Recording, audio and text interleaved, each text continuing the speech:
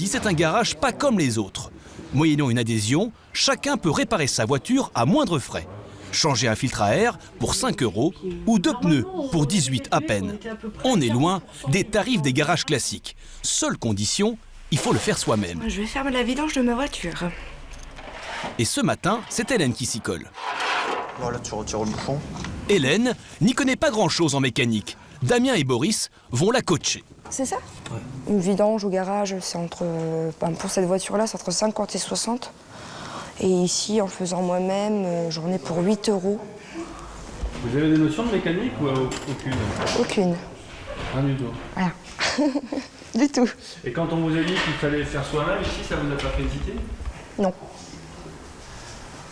Non, j'ai pas du tout hésité. J'ai dit, justement, moi j'apprendrai.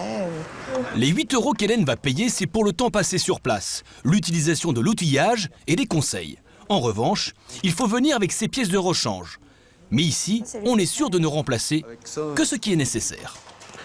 Je consomme plus. Donc j'ai tout à fait raison de changer. Oui, effectivement, on voit la différence. Cet atelier, c'était l'idée de Boris et de sa maman Colette.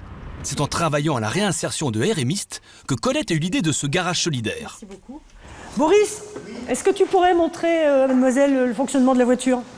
Loin des villes, c'est une évidence. Si on n'a pas de voiture, on ne peut pas chercher un emploi.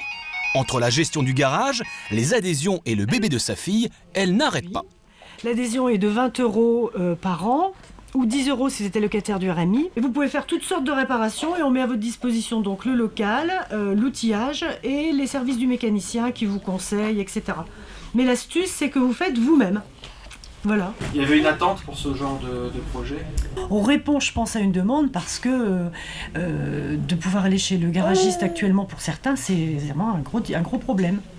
Et je pense qu'on ne fait pas de concurrence au garage dans le sens où chez le garagiste, les personnes continuent à y aller. Celles qui viennent chez nous, elles ne seraient pas de toute façon allées chez le garagiste. Elles auraient fait des réparations sur le trottoir ou des réparations entre copains ou pas de réparation du tout.